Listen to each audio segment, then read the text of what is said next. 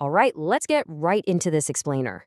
Have you ever stopped to notice how totally fringe internet ideas somehow, almost magically, turn into everyday political talking points? Well, today we're unpacking a highly consequential study called The Architecture of Hate, Tracking Extremism in New Zealand. We're diving into 5 years of incredibly detailed research from Sanjana Peacebuilding covering 2021 to 2026.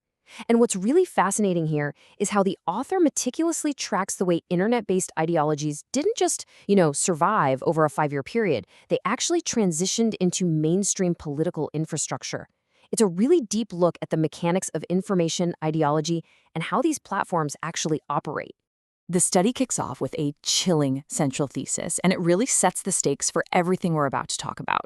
The research argues that the specific extremist ideology known as the Great Replacement, which tragically manifested in New Zealand back in 2019, has evolved from a violent manifesto into an everyday, pervasive mood. And by mood, the author essentially means it's shifted from being an active, violent text that someone sits down to read into this ambient, everyday feeling that just exists in the background noise of the internet. The takeaway here is that the original extremist text almost doesn't matter anymore. What matters is the persuasive language and the underlying architecture that lets these adjacent ideas travel seamlessly through our daily scrolling. So to unpack exactly how the shift happened, we're going to follow the author's framework. We'll start with manifesto to mood, and then move through 4 distinct phases: expanding accessibility, normalizing extremism, political permission, and deep entrenchment, before finally mapping out what they call an ecology of harms. Starting with Section 1, From Manifesto to Mood, Mapping the Catalyst Events. The research actually traces this timeline incredibly carefully. It points out that back in 2021, COVID mandates became this massive engine for grievance. Policy disagreements hardened into intensely personalized hostility, and it built up this new emotional architecture of anti-state sentiment. Then you move to 2022, and the unprecedented parliament occupation drastically expands that whole vocabulary. Suddenly, the state was being recast as tyrannical, and concepts like citizen arrests and anti-state justice became totally normalized. This basically laid all the emotional groundwork for the massive shift we'd see during the 2023 election. Which brings us to Section 2, Phase 1, Expanding Accessibility. According to the study, the period right after 2023 was a total game changer for accessibility. Disinformation moved out of these hidden, episodic Telegram chats and right into what the author calls infrastructural grievance media. Extreme narratives just slipped into highly respectable public frames. We're literally talking about the apps you probably use every single day: X, YouTube, popular podcasts, alongside newer platforms like Reality Check Radio. Grievance media started giving audiences exactly what those hidden chat rooms never could: routine, trusted hosts, slick interviews, and the really powerful illusion that fringe suspicion had somehow become public reason. Next up is Section 3, Phase 2, Normalizing Extremism. The study highlights a brilliant, albeit stark example of this shift: the weaponization of the term remigration. Now, normally in legal terms, we just talk about deportation law, right? But the research points out that in far-right usage, remigration doesn't mean standard legal deportation at all. Instead, it completely flips the script to recast non-white migrants and even citizens of migrant backgrounds as removable populations based entirely on racial, cultural, or political tests. They take explicit extremism and soften it just enough by using a word that sounds like standard policy. And the hard data from the Institute for Strategic Dialogue completely backs this up. The transnational explosion of this one specific term is wild. Back in 2023, its use was practically zero. Fast forward to 2024, and suddenly it's hitting 39,000 mentions.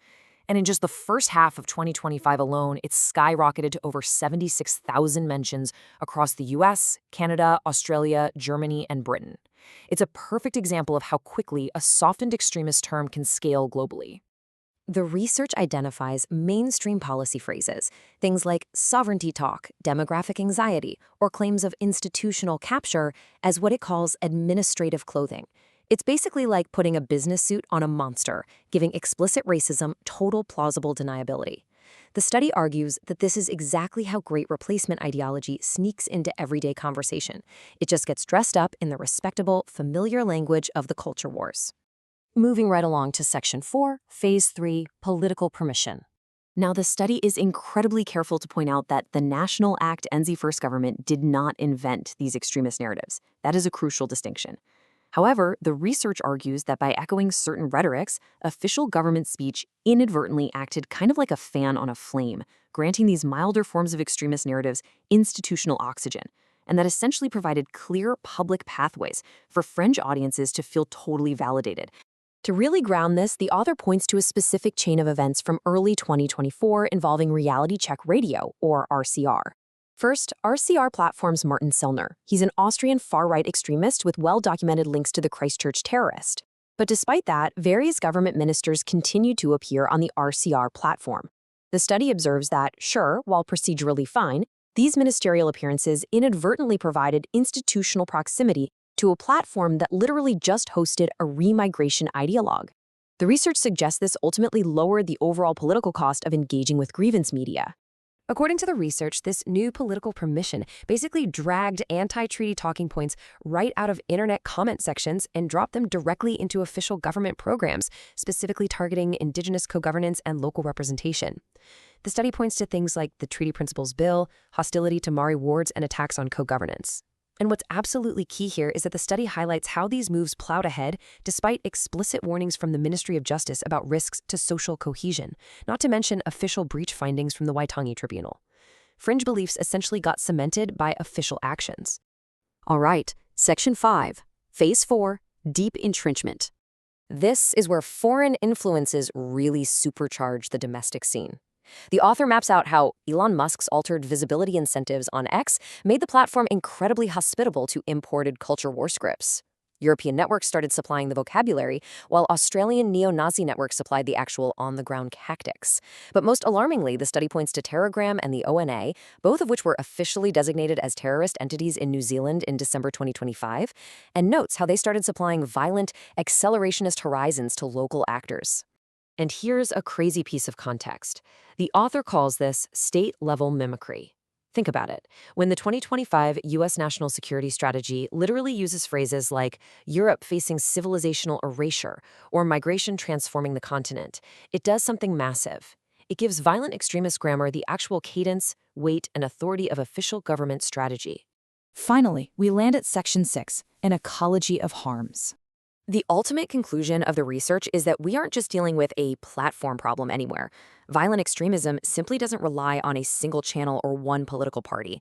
The author calls it an ecology of harms. It's a fully distributed system.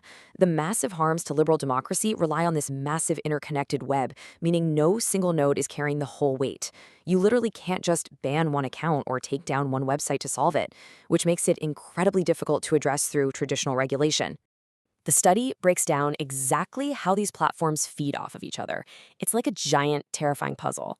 Telegram acts as the vault, right? Preserving the most violative extreme material.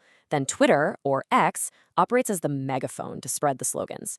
Facebook jumps in to facilitate performative rage through massive comment swarms. Podcasts act as the PR wing, basically laundering the actors to make them sound perfectly reasonable. And finally, dedicated websites provide the pseudo-policy essays that give the entire ecosystem a total veneer of intellectual legitimacy. They're all playing unique, interdependent roles. So, the big takeaway? Over just 5 years, the study shows that this entire architecture of hate was progressively and robustly constructed right in front of us, basically in plain sight. Every single phase we just talked about lowered the cost of admission for the next one.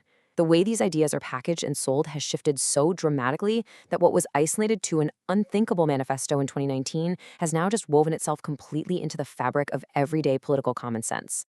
Which leaves us with one incredibly provocative question, drawn directly from the implications of the research.